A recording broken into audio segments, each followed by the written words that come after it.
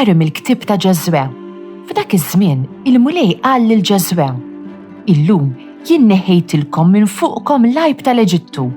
U liet Iżrael waqfu l-kamp tagħhom f'Gilgal. Hemm fil-witat ta' Ġeriko għamlu lejt fil-għaxija tal-14 tax-xahar. U sewwa sew l-għada tal-lejt u ma kielu mill-frott tal-art, ħobs għażmu u qamħ inkaljat. Minn dakinhar, wara li kielu mill-frott tal-art, il-manna waqfet. U liet Iżrael ma kellhomx aktar manna, imma minn dik is-sena bdew jieklu milli bdiet tagħtihom l-art ta' Kanaan. Duqu u taraw kemm hu tajjeb il-mulej. Kull ħin inbierak il-mulej, tifħiru dejjem fuq fommi. Bil-mulej tiftaħar ruħi, jisimgħu il-fqajrin u jifirħu.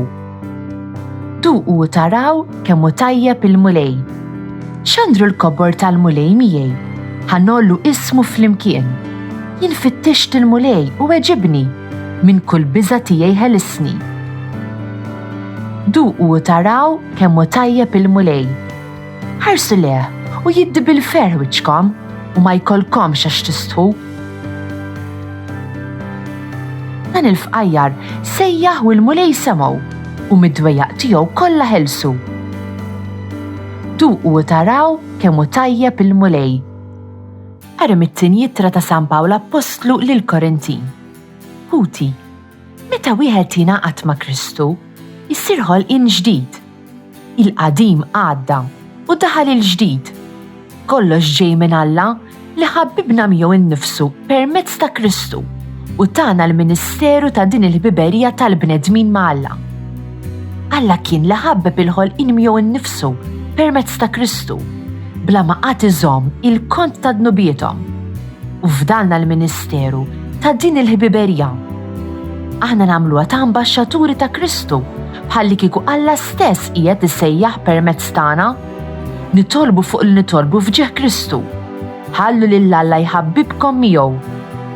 Dak li ma kienx jaf x'inhu dnub, Alla għamlu dnub għalina sabiex aħna nsiru fih ġustizzja ta' Alla. Glorja u tifħir lilek Kristu. Ħanqum u mmur għand missieri u ngħidlu: Missier, dnibt kontra s-sema u kontra tiegħek. Glorja u tifħir lilek Kristu. Qari mill-Evanġelju skont San Luqa. F'dak iż-żmien, il-Pubblikani u l-Midinbin kienu jersqu biħġarhom lejn Ġesu biex jisimgħuh. U kemm il-Fariżej u kemm il-kittieba kienu jgemgmu jgħidu: Nies midinba jilqa' għandu dan u jikol magħhom. U Ġesu qabad u qalilhom din il-parabbola. Kien hemm raġel li kellu żewġ ulied. Iż-żgħir qal lill-missieru: Missier, għatini jissem li jmislili mill-ġid. U dak qasmilhom il-ġid.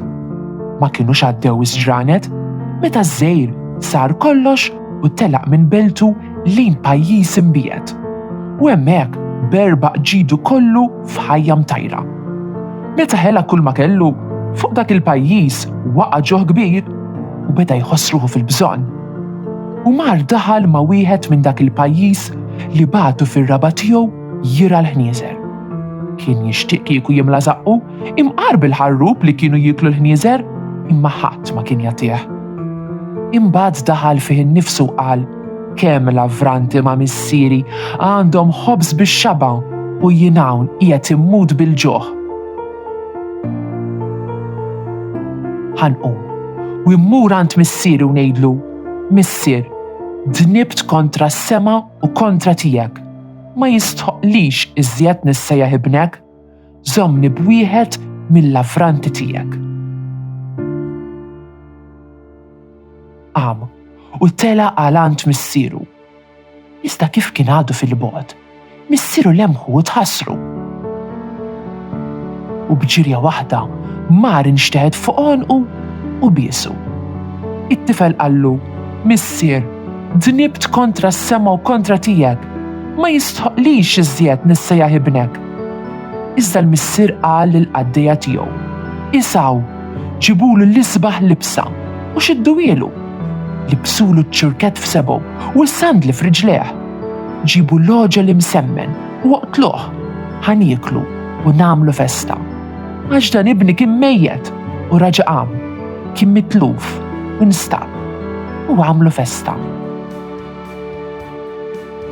Mela ibnu l-kbir kien fl-alqa u għaw rieġa lura kif wasal qrib id-dar sama daq u sfin. Sejja wieħed mill-qaddejja u staqsix dak x'kien. Dak qallu hawn huk u missierek qatillu l-oġel imsemmen għax raġa' kisbu qawwi u sħiħ.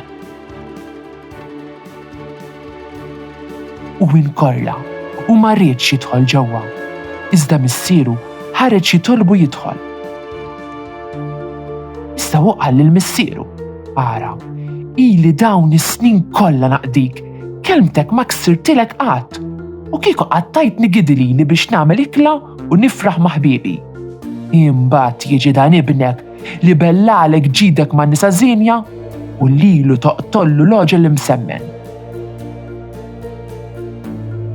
Qallu missieru: "Ibni, inti dejjem miegħi u kull ma hu tiegħi huwa tiegħek. Imma kien meħtieġ li nagħmlu festa u nifirħu għax dan ħuk kien mejjed u raġa' qam, kien mitluf u nstab." Dan ir-rabaħat tar-Randan u llum nisimgħu waħda mill-isbaħ parabboli ta' Ġesu, l-istorja tal-iben il-ħali. Tkun ħali ifisser li tonfoq iż-żejjed u tberbaq il-flus bla-doċċ. Fil-parabbola għandna żewġ aħwa. Iż-żejr jgħid xi ħaġa veru kera: "Missier, għatini s-sem li jmislili mill-ġid." Bażikament qed iġib ruħu bħalli kieku missieru diġà miet biex jista' jieħu l-wirt tiegħu issa. Liben iż-żejr u ħali jitlaq mid-dar, jagħmel ħwejjeġ koroħ u jaħli flusu kollha. Imbagħad jiddeċiedi li jerġa' lura d-dar, jitlab maħfra u jara missieru jagħtih xi xogħol. Ma jistennix li missieru ħajerġa' qatt tissejjaħlu ibni, imma l-missier li jħobbu jilqgħu u jagħmillu festa. Dan il-missier jirrappreżenta lill-Alla li jifraħ meta aħna nerġgħu lura għandu u min jeddu joffrilna l-grazzja tal-maħfra. Imma hu il-kbir jirrabja meta jara dan. Liben il-kbir dejjem sema minn missieru u għamel dak li qallu, imma dan ma għamlux minn qalbu għax ma kienx kuntent b'kif jittrattaħ missieru u kien jaħseb li mhux sew li lil-ħuħ għandu jagħmillu festa u wara dak kollu li jagħmel.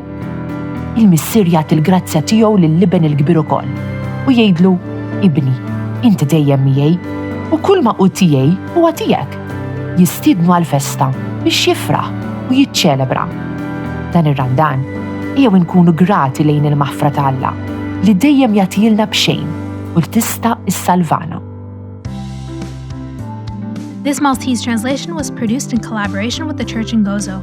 Don't forget to like, subscribe, and support this channel on Patreon using the link in the description. Thanks for watching!